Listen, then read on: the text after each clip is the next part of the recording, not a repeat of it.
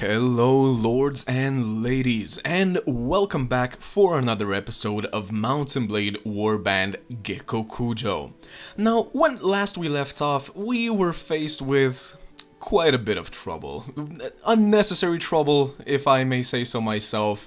Like, we did not have to fight all of the local pirates. I kind of thought that we were actually strong enough to take them on. I thought wrongly. But ever since last episode, I've been doing some thinking. I mentioned that I would like to get stronger on Kyushu, train up some men, get enough men, and take over Tsushima. But I've had a bit of time to have a second thought, so to speak. Because I realized that if we were to join the Oda, which is what we intend to do, we would have very, very little use of Tsushima. We wouldn't really be able to recruit here, nor would we be able to get the resources that Tsushima would provide us, because, quite frankly, it's way too far from the Oda clan lands. So what I was actually thinking about doing, if anything, is that I would take over Sado. Now, Sado historically was a gold mining island, but it is a bit underpowered, I believe, in this mod, because Sado, the resource that Sado gives us is dried seafood, which, once again, would be very, very nice to have. Not to mention, we would have a base of operations where we could train some men, as well as just leave our men for the upkeep reduction, until we got strong enough, at which point we could still, and probably will still, take over Tsushima so that we have a base of operations, because once we leave the Oda clan, the plan I have is to start my conquest of Japan in Kyushu. More specifically by destroying the Ryuzoji clan. Now, why the Ryuzoji clan?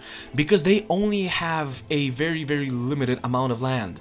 They have one town and two castles, which I'm pretty sure that we wouldn't have that much trouble taking over, in the end game at least, when we have enough troops in Tsushima to actually go and take it. The reason I want to do that is that if we manage to outright destroy the Ryuzoji clan, that means that all of their lords, and they do still have quite a few lords in their midst, all of those lords become basically Ronin, so masterless samurai, and they would be going around Japan looking for new masters. And if we manage to increase our relations with them during our fighting, as I mentioned in one of the previous episodes, if you win a fight and release them, or rather, first, of course, manage to capture them and then release them, one of two things happens. Either one, they hate you even more, or two, they find you honorable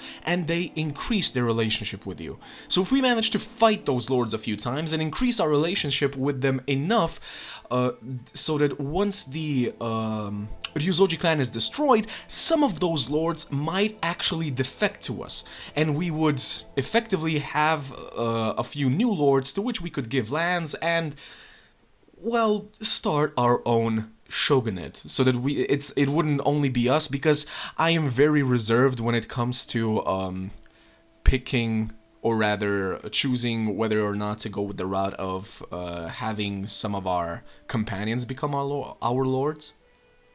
But yes, so the very first thing we will be doing is definitely continuing to scour Kyushu, getting some more men, training them up.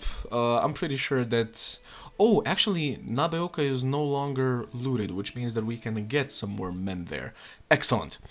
Another thing that I've done since the last time is that I remembered that this mod has a ridiculous amount of companions. And indeed it does. If I counted them correctly, altogether you can have up to 28 companions. Now, of course, for the purpose of this game remaining how shall we put it, not too easy, because, you know, you can actually train your companions yourself, you can equip them yourself, and you could potentially have 28 legendary warriors in your army, which would be kind of unfair. So what the developers, as well as of course this mod, did is make it so that you cannot have all one villager, okay, that you cannot have all companions at the same time, because some companions are compatible with each other, others are not. Some simply hate each other. And so you are effectively... We do not want to be caught by those... It says he's running from a lord, but then again he's trying to get to us, so okay, let's go around. Hopefully everything turns out fine. Oh, he's being chased, that's why. Alright. So yeah, you can effectively have around... Let me see. A maximum of, I think, 15 or 16, because there are some neutral companions that have no outstanding relationships with one another. Those you can get at these neutral forts. So we can actually get one in Sado, which is another reason why I would like to get there and take it over, because I believe you can have the local lord's, so to speak, daughter as your... Oh wow, I completely forgot we have 0 gold. What I might do is just head to Funai or Hakata and do some melee fights. I'm at maximum health now, so it should be fine. I'm not, actually. Wow, okay. So I forgot, yeah, even though we were defeated in the last episode, and it's been quite a while, I still have not fully healed from that. Alright. So yes, you can effectively have around 15 or 16... Okay, those are... They actually chase down bandits. These Ronin are good. The Ronin here are bad. Which, if you're wondering why we're not just straight up going to the Oda lands, you don't have enough money. Right. Kind of forgot about that. Even though I noticed that literally a minute ago. Alright. The reason we are not heading straight to the Oda lands is exactly because of the very, very strong rebels walking about there. Their group numbers can be upwards towards even 60 in a single party, and each and single one of them is strong as all hell.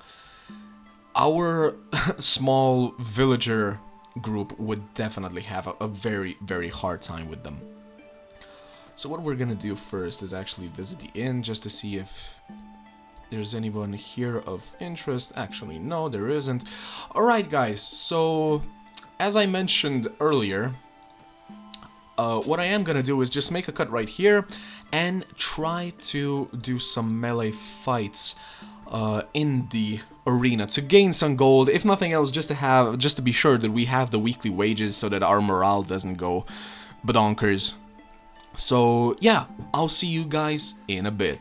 Alright guys, welcome back. Now, what I wanted to do in the arena right now with the melee fights is basically go in until I win 3, because I wanted us to actually have a decent amount of gold. And what happened is that I had to go through 6 melee fights before I actually won 3. But altogether, there we go, that's the last prize. Prize. There we go. So what I will do is just put the general result of these fights probably on the screen right about now, and I'm thinking that I'm most likely going to do the exact same thing with the tournament, so that you guys don't see me just grinding in silence trying to concentrate and everything. Hirosaki, Nagasaki. Okay, so there's another tournament going on in Nagasaki. Speaking of tournaments,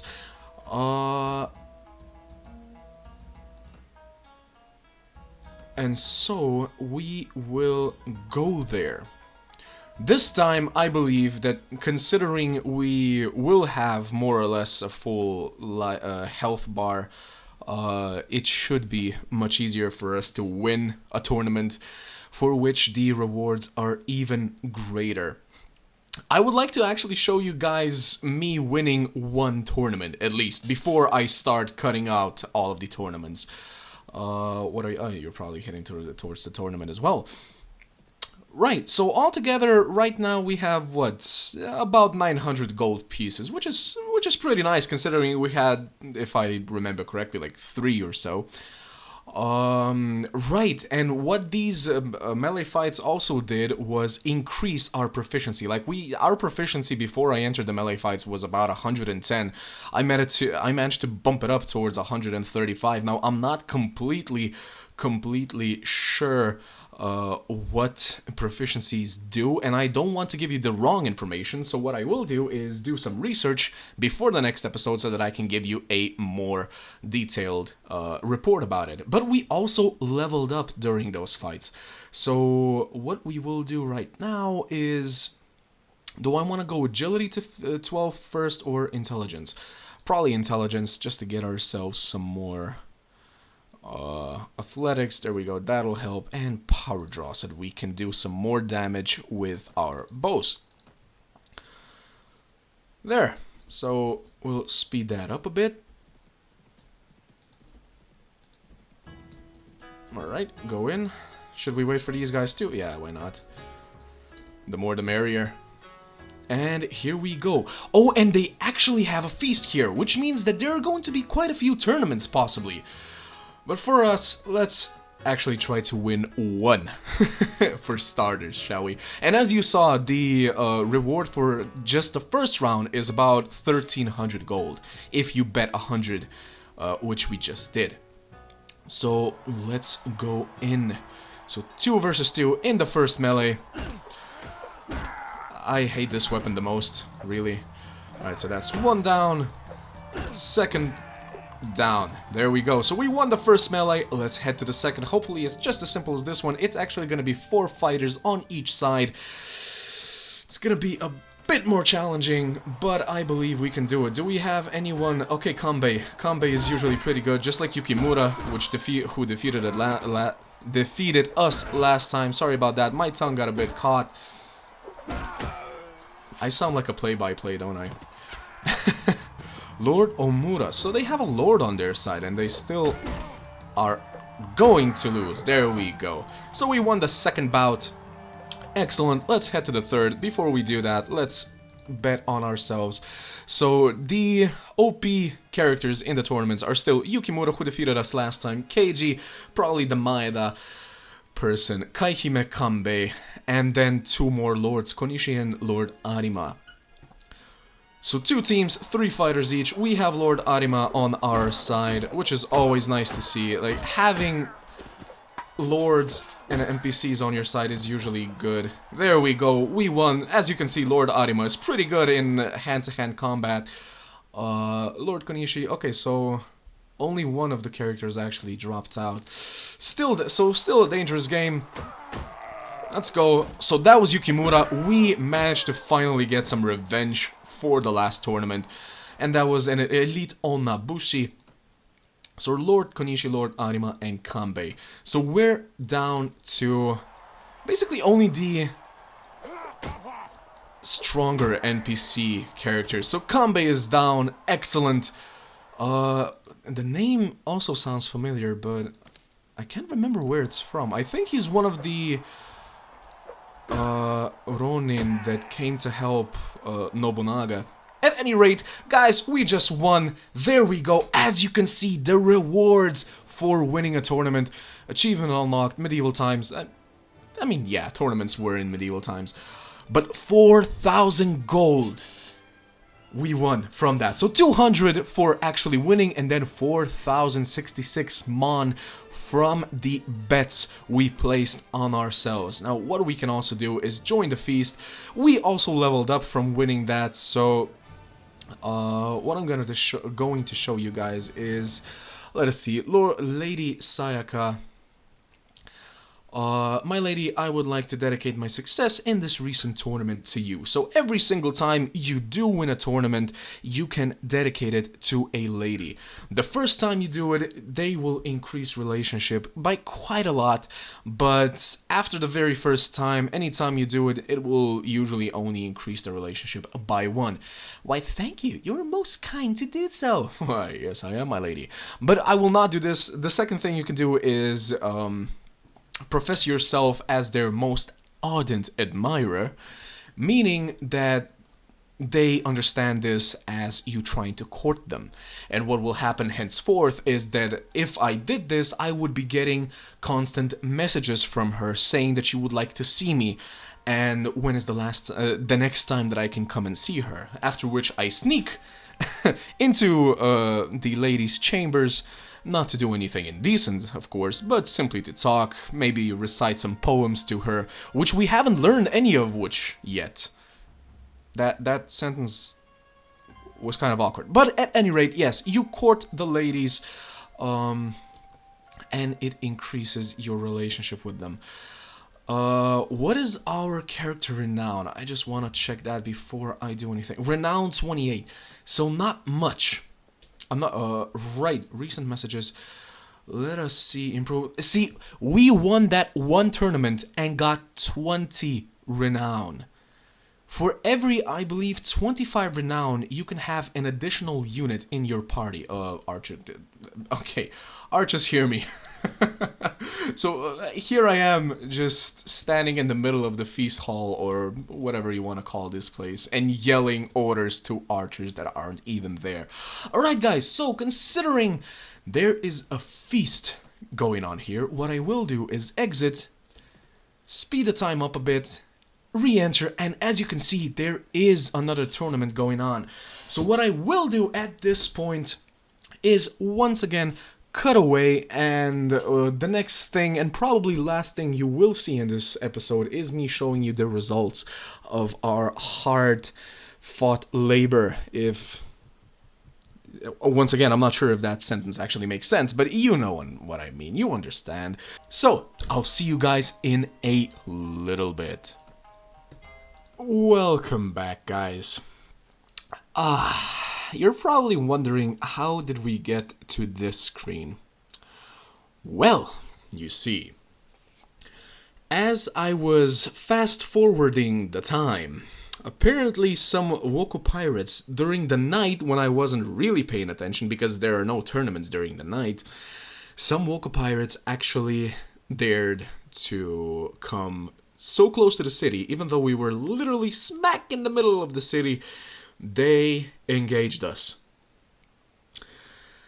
Now, considering how much money we've just made, because I've actually won 2 additional tournaments ever since the cut, let me see how much they want me to pay for them to leave me alone. Am I willing to pay that much? Because, quite frankly, I have to be honest, guys, I did not see how many pirates there actually are. So I don't want to fight them right now and then be surprised to find, I don't know, 30 or 40 of Woko pirates against my 20 peasant recruits. And as such, I will actually pay this. Watch me hit myself as I realized that there aren't that many of them. There were 10.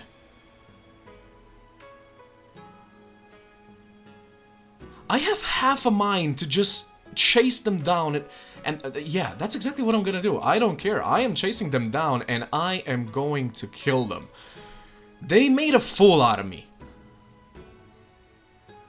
Stay here. Does any of you, or rather, do any of you actually have ranged weapons? You do. You do. Anyone else? No? Lovely. We have 2 ranged units. And, oh wow.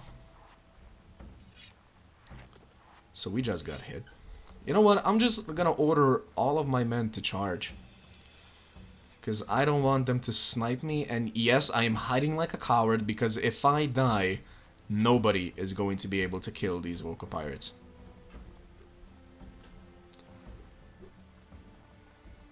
Because as mentioned before, these are literally farmers fighting pirates.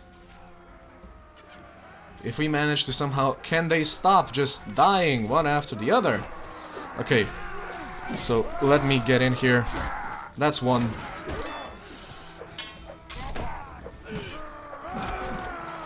That's two.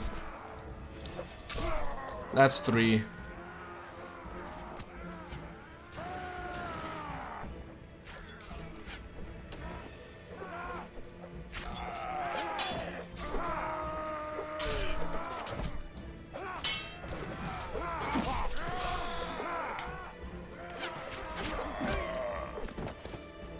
Charge, man, charge, charge. Keep charging. I will not let you fire that. There we go. One more.